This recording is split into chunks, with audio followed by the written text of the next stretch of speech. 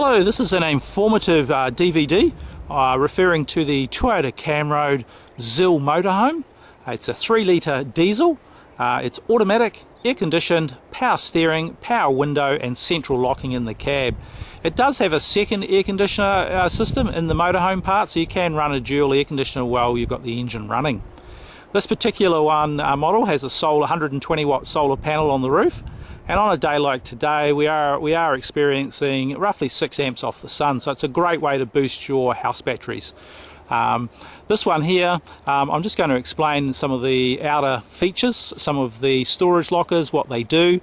I'm also going to explain how to change a spare wheel. Some people have asked, it's quite difficult. It's not difficult if you know how to do it. This one here, you can obviously see we've got a TV antenna on the roof, a round dish up there, which you can just see lipping over. That's an amplified one. They work very, very well and they give good TV reception. You can also see at the back of the vehicle there we have a storage rack, and that goes right round at the back, and you can get up there via the ladder. That's a great area for storing bikes, storing anything really that you need to take with you that might be a bit bigger or bulkier. So we'll just make our way. We'll just have a quick look in this storage locker. It is one of two. I'll just open that one up and I'll just show you. This one's probably the most important one. We have a storage area here, and this is good for putting in the Bunnings chairs or a small collapsible table. We've got our jack, our hydraulic jack, our tools. We've also got an orange bar in there. You can just see it there. That's the long bar that helps get the spare wheel down, and I'll explain that to you shortly when we get to the back of the vehicle. We've also got a little wing nut there. If you undo the wing nut, that gives you access to the start battery of the truck, so you can easily access that for servicing, replacement, or just if you just want to check it at some stage. So we'll just put that down. Another feature of the Zill, it does have these fiberglass extra molds around the two rear wheels. You can actually undo those very easily just with a screwdriver, and then that piece comes away. That gives access to that wheel and rim to get off a lot easier. It also has a gas box area. You can put 2 gas bottles in there. That's very simple. It also has a awning, a Fiamma awning, which is just the handles normally stored in that compartment, and that's quite simply a Fiamma wind-out awning. You can put the legs to the body of the motorhome, which will make it more sturdier, or if it's a good fine day, not windy or anything like I've done, you can just put them straight to the ground. Just making our way around to the back now of the Zill. You can see the ladder, which is very sturdy, easy to access, and you can get onto that roof. This one has a 3-way gas fridge in it. That's the white vents we're looking at now. You can also see a reversing camera up on the top there, and we have the back of the vent, which is the inside of the expeller. And just down the bottom here, you'll just notice we have a hole through the number plate basically area there, just below it. And that's where the red bar would go into to lower that spare wheel if we got a flat tyre. And I'll just show you that. It does go into a T-piece, so it's very simple. And there's the spare wheel, which is very, very easy. You can't quite see it, but it is there. A couple of more features going way around this side of the vehicle.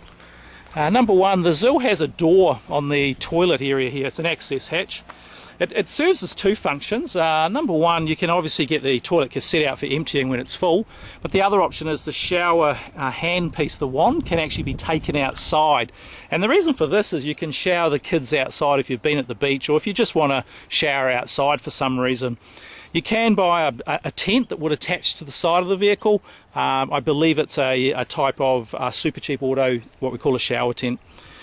This one here is the cassette. They're very simple. Just pull that, empty that, and put it down a dump point. When you're putting it back together, fill up the water, which is just in here.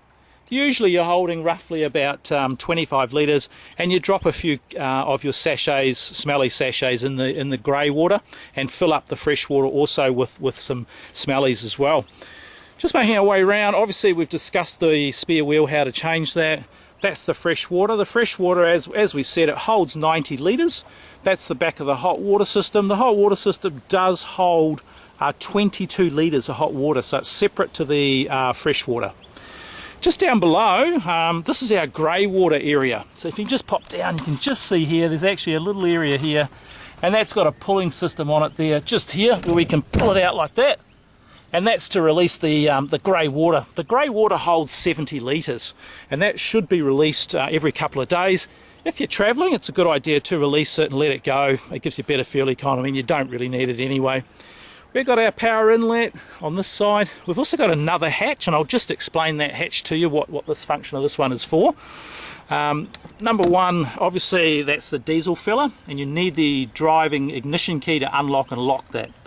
There is another little hatch up here, a little inspection area with a wing nut on it there. If you undo that, you can get to the back of the radiator overflow bottle just to check it if you wanted to check that. There is an upper and lower level of that. Just shut that down.